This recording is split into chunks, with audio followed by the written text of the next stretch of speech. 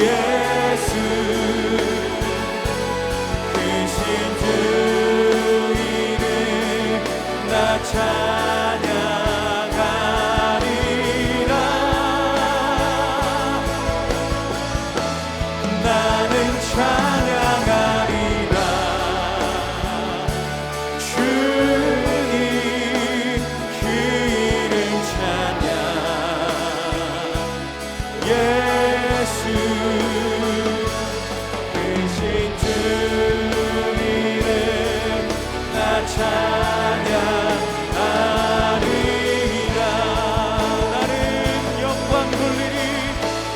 나는 영광 돌리리. 주님 영광의 이름. 예수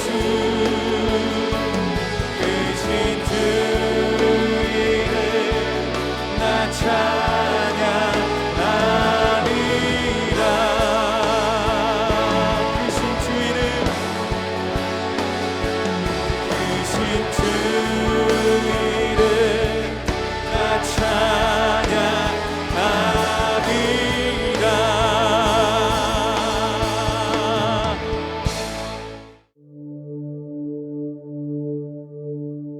찬양하리라. 여호와께서 모세에게 말씀하여 이르시되 나병 환자가 정결하게 되는 날의 규례는 이러하니 곧 그 사람을 제사장에게로 데려갈 것이요 제사장은 진영에서 나아가 진찰할지니 그 환자에게 있던 나병 환부가 나았으면 제사장은 그 정결함을 받을 자를 위하여 명령하여 살아있는 정결한 새 2마리와 백향목과 홍색 실과 우슬초를 가져오게 하고 제사장은 또 명령하여 그 새 하나는 흐르는 물 위 질그릇 안에서 잡게 하고 다른 새는 산채로 가져다가 백향목과 홍색 실과 우슬초와 함께 가져다가 흐르는 물 위에서 잡은 새의 피를 찍어 나병에서 정결함을 받을 자에게 7번 뿌려 정하다 하고 그 살아있는 새는 들에 놓을지며 정결함을 받는 자는 그의 옷을 빨고 모든 털을 밀고 물로 몸을 씻을 것이라. 그리하면 정하리니 그 후에 진영에 들어올 것이나 자기 장막 밖에 이레를 머무를 것이요 7째 날에 그는 모든 털을 밀되 머리털과 수염과 눈썹을 다 밀고 그의 옷을 빨고 몸을 물에 씻을 것이라. 그리하면 정하리라. 8째 날에 그는 흠없는 어린 순양 2마리와 1년 된 흠없는 어린 암양 1마리와 또 고운 가루 10분의 3에바의 기름 섞은 소재물과 기름 1녹을 취할 것이요 정결하게 하는 제사장은 정결함을 받을 자와 그 물건들을 회막문 여호와 앞에 두고 어린 순양 1마리를 가져다가 기름 1녹과 아울러 속건제로 들이되 여호와 앞에 흔들어 요제를 삼고 그 어린 순양은 거룩한 장소 곧 속죄제와 번제물 잡는 곳에서 잡을 것이며 속건제물은 속죄제물과 마찬가지로 제사장에게 돌릴지니 이는 지극히 거룩한 것입니다. 제사장은 그 속건제물의 피를 취하여 정결함을 받을 자의 오른쪽 귓뿌리와 오른쪽 엄지손가락과 오른쪽 엄지발가락에 바를 것이요 제사장은 또 그 한 녹의 기름을 취하여 자기 왼쪽 손바닥에 따르고 오른쪽 손가락으로 왼쪽 손에 기름을 찍어 그 손가락으로 그것을 여호와 앞에 7번 뿌릴 것이요 손에 남은 기름은 제사장이 정결함을 받을 자의 오른쪽 귓뿌리와 오른쪽 엄지손가락과 오른쪽 엄지발가락 곧 속건제물의 피 위에 바를 것이며 아직도 그 손에 남은 기름은 제사장이 그 정결함을 받는 자의 머리에 바르고 제사장은 여호와 앞에서 그를 위하여 속죄하고 또 제사장은 속죄제를 드려 그 부정함으로 말미암아 정결함을 받을 자를 위하여 속죄하고 그 후에 번제물을 잡을 것이요 제사장은 그 번제와 소제를 제단에 드려 그를 위하여 속죄할 것이라. 그리하면 그가 정결하리라. 할렐루야. 오늘 또 좋은 아침입니다. 이 시간 하나님의 말씀을 통하여서 그리고 가정에서 예배를 통하여서 하나님과 교제하는 아름다운 시간 될 수 있기를 축복합니다.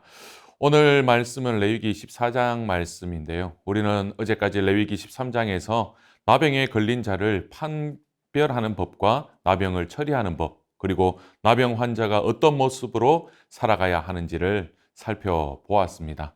나병이 죄의 결과라는 직접적인 언급은 없어요. 성경 여러 부분에서 죄악을 범한 경우 나병이 발한 경우와 또한 나병과 죄악의 공통점을 들어서 나병은 죄악을 상징한다는 것을 우리는 알 수가 있습니다. 나병과 죄악은 우리의 삶을 파괴하고 추악스럽게 하고 그리고 전염성을 가진 심각한 존재라는 것을 우리는 알 수가 있습니다. 그런데 감사한 것은 레위기 13장에서의 비참한 상태에서 상황이 끝나는 것이 아니라 레위기 14장에서 나병에서 정결케 된 자의 정결 규례를 말하고 있다는 점입니다. 하나님은 사랑이시기 때문에 우리의 인생이 저주로 끝나기를 원치 않으시는 분이시죠. 레위기 14장을 준비해 놓으신 그 하나님은 타락하여 하나님을 떠난 우리의 인생을 다시 회복시켜 그의 나라로 초청하고 계신다라는 것을 우리는 기억해야 합니다. 그러므로 레위기 14장은 혼돈과 공허 속에서 살고 있는 저와 여러분들을 부르셔서 회복시키시려는 하나님의 놀라운 사랑을 기록하고 있습니다. 오늘 본문 14장 2절 말씀을 한번 보십시오. 나병 환자가 정결케 되는 날의 규례는 이러하니 기록합니다. 나병에서 자유케 되는 날이 있다는 것이죠. 13장의 저주가 끝이 나고 14장의 축복이 펼쳐지는 복된 소식을 우리에게 전해주고 있는 것입니다. 나병 환자가 정결하게 되는 과정은 죄인이 의인이 되고 또한 천국 백성이 되는 영적인 절차를 담고 있는 것을 우리는 볼 수 있어야 합니다. 이 시간 정결의 절차에 어떤 의미가 있는지, 무엇이 있는지를 살펴보고 하나님이 주시는 은혜를 저와 여러분이 함께 나누기를 소망합니다. 첫 번째로 우리 인생은 누구나 예수 그리스도를 통한 구원의 은혜를 받아야 한다는 사실입니다. 3절, 4절 말씀입니다. 제사장은 진영에서 나가 진찰할지니 그 환자에게 있던 나병 환부가 나았으면 제사장은 그 정결함을 받을 자를 위하여 명령하여 살아있는 정결한 새 2마리와 백향목과 홍색 실과 우슬초를 가져오게 하고 거룩함의 상징인 제사장이 자신의 처소를 떠나 진영 밖으로 나가서 부정한 자를 살피며 진찰하는 것을 볼 수 있습니다. 이것은 하나님이 주신 율법에는 하나님의 긍휼이 강같이 흐르고 있다는 것을 우리는 알 수 있습니다. 또한 이것은 인간의 모든 죄를 해결해 주시기 위하여서 하늘의 처소를 버리고 스스로 낮아져 죄인들을 찾아오실 그 예수님을 예표하는 것입니다. 이제 정결하게 된 나병 환자의 가족들이나 가까운 사람들은 예식에 필요한 예물을 준비하여서 제사장에게 나아갑니다. 그리고 제사장은 나병 환자를 정결하게 하기 위한 예식을 거행하게 되죠. 새 한 마리는 흐르는 물 위에 질그릇 안에서 잡고 또 다른 새는 산채로 취합니다. 그리고 백향목과 홍색실과 우슬초를 가져다가 흐르는 물 위에서 잡은 새 피를 찍어 나병에서 정결함을 받은 자에게 7번 뿌려 정하다고 합니다. 그리고 그 산새는 들에 놓아주는 과정이죠. 이처럼 정결 예식에는 온통 예수 그리스도의 대속의 보혈이 흐르고 있음을 우리는 보게 됩니다. 피 흘린 새와 같이 예수님은 우리의 정결과 새 생명을 위하여서 십자가 위에서 고귀한 피를 흘려 주셨습니다. 그리고 날려보낸 새처럼 우리는 죄와 사망에서 자유함을 얻게 되었습니다. 정한 새 2마리는 인류의 죄짐을 대신 지시고 십자가에 돌아가신 그 예수 그리스도와 부활 승천하신 그리스도의 사역을 상징하는 것을 우리는 기억해야 합니다. 또한 백향목은 독특한 향도 있지만 그 껍질 부분에 진이 나오죠. 그 진은 부패를 방지하는 특성이 있습니다. 또한 피부병을 치료하는 약으로도 사용이 되죠. 홍색실은 어떻습니까? 예수님의 보혈로 말미암은 구원의 능력을 상징합니다. 여호수아 2장 18절을 보시면 기생 라합이 여리고성이 멸망할 때 자신이 숨겨주었던 이스라엘 정탐꾼과의 약속대로 창문에 붉은 줄을 늘어뜨려 놓음으로써 온 가족을 구원하는 것을 알 수가 있죠.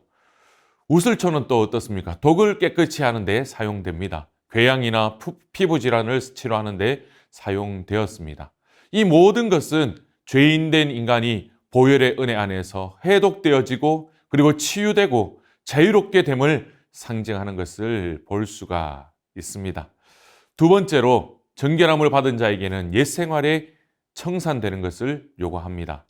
8절 말씀을 보십시오. 정결함을 받은 자는 어떻습니까? 그의 옷을 빨고 그리고 모든 털을 밀고 물로 몸을 씻은 후에 진 안으로 들어올 수 있습니다. 이 정결 예식은 7일 동안 계속되어졌어요.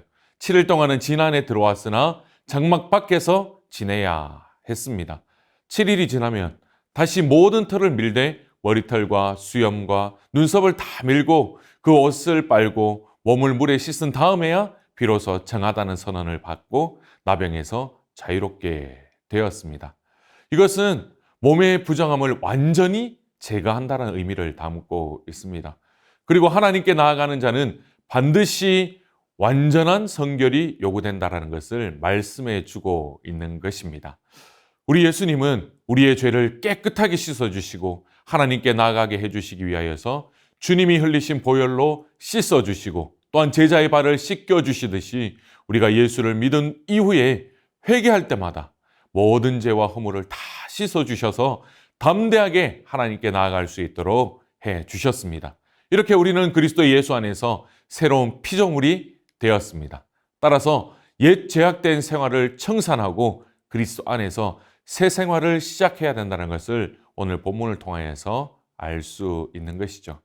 세 번째, 예배 생활의 회복을 의미합니다. 오늘 본문 10절에서 13절에 나타난 속건제는 나병 환자가 진영 밖으로 쫓겨나기 전에 질병으로 이스라엘을 더럽혔던 허물을 용서받기 위한 제사였습니다. 그래서 용서함을 받은 후에 예배자로서 다시 예배할 수 있는 신분으로 회복한다라는 것을 의미해 줍니다. 이것은 그리스도의 대속의 보혈이야말로 우리의 죄에서 해방시키는 유일한 방편이라는 것을 예표하고 있습니다. 따라서 우리는 우리의 죄를 사하고 우리를 거룩하게 하는 능력이 오직 십자가에서 흘리신 그 예수 그리스도의 보혈에 있다는 것을 늘 기억하며 살아가야 하는 것이죠. 네 번째, 회복된 자의 성화된 삶을 의미합니다. 레위기 14장 14절에서 18절 상반절에 나타난 이 예식은 무엇을 의미하나요? 피는 사죄를 위한 것입니다. 그리고 기름은 성별, 구별을 위한 것입니다. 그 기름은 여호와 앞에 7번 뿌린다라는 의미는 무엇일까요? 예수 그리스도의 대속의 사역과 그로 말미암아 우리에게 주신 성령의 역사가 완전하고 불변함을 예표하는 것입니다. 오른편 귓부리에 피와 기름을 바르는 것은 주님의 음성을 듣는 귀를 가지라는 의미입니다. 또한 오른손 엄지가락에 바르는 것은 무엇을 의미할까요? 내 손은 거룩하게 되었다. 너의 손이 닿는 곳마다 하나님의 뜻이 이루어지게 하라는 뜻입니다. 그리고 오른발 엄지발가락에 바르는 것은 이제부터 네 발은 거룩하게 되었다. 내가 걸어가는 곳마다 성소가 되게 하라는 뜻을 가지고 있습니다. 그리고 그 남은 기름은 정결함을 받은 자의 머리에 바르라고 말씀합니다. 이것은 우리의 생각이 성령의 지배함을 받아서 머리로 생각하는 것마다 거룩하고 아름다워야 함을 의미합니다. 주님의 전적인 은혜로 회복된 사람들은 머리끝부터 발끝까지 성령으로 충만하여서 생각하는 것이나 행동하는 것이나 모두가 성령의 인도함을 받아야 한다는 것이죠. 바로 구원받은 자는 성화된 삶을 살아야 한다는 것을 오늘 말씀을 통하여서 우리에게 이야기합니다. 마지막으로 14장 18절에서 20절에서 속죄제와 번제를 함께 드린다라는 의미는 그리스도의 피로 속죄함을 받은 자만이 하나님께 헌신하고 충성할 수 있다라는 것을 의미합니다. 사랑하는 성도 여러분, 이처럼 레위기 13장의 비참한 인생이었던 우리를 레위기 14장의 기쁨의 인생으로 바꾸신 분은 오직 예수 그리스도라는 것을 잊지 않기를 축복합니다. 예수님이 친히 찢기신 그 몸과 흘리신 피로 그때에 그리스도밖에 있었고 약속의 언약들에 대하여 외인이었고 세상에서 소망이 없었고 하나님도 없었던 나를 다시 살려주셨습니다. 나병 환자처럼 진영 밖에 버려진 저주받은 인생에서 정결케 된 나병 환자처럼 진영 안으로 회복된 인생으로 변화시켜 주신 것이 바로 저와 여러분의 인생인 것입니다. 말씀을 마무리합니다. 회복된 인생이 되기 위하여서는 오직 예수 그리스도를 통하여서 구원받아야 한다는 것입니다. 정함을 받은 자는 죄악된 옛 생활을 청산해야 하는 것이죠. 그리고 예배 생활이 회복되어져야 한다는 것입니다. 그리고 우리의 삶이 성화의 삶을 살아가야 하는 것입니다. 그러므로 우리는 예수님의 그 크신 은혜에 감사하고 과거의 모든 죄악된 삶으로부터 거룩한 삶으로 돌아서야 하는 것이죠. 우리의 생각과 우리의 행위가 성령으로 충만하여서 작은 예수로 살아가시기를 축복합니다. 그래서 하나님의 놀라운 은혜와 그 사랑 가운데 거할 수 있는 풍성한 삶을 살아가는 이 하루가 될 수 있기를 주님의 이름으로 축복합니다. 오늘 설교 말씀을 기억하면서 세 가지의 기도 제목을 함께 읽고 기도하도록 하겠습니다. 나를 구원하신 예수 그리스도의 은혜에 감사하며 보혈의 능력을 의지하는 이 하루가 되게 하여 주시옵소서. 아직 해결되지 못한 죄악된 옛 생활이나 습관이 있다면 용서하여 주시고 온전히 돌이킬 수 있도록 성령께서 역사하여 주옵소서. 우리 가정에 예배가 회복되고 삶의 현장 속에서 작은 예수로 살아가는 우리 모든 가족들이 되게 하옵소서. 함께 기도하도록 하겠습니다. 초장에 누이신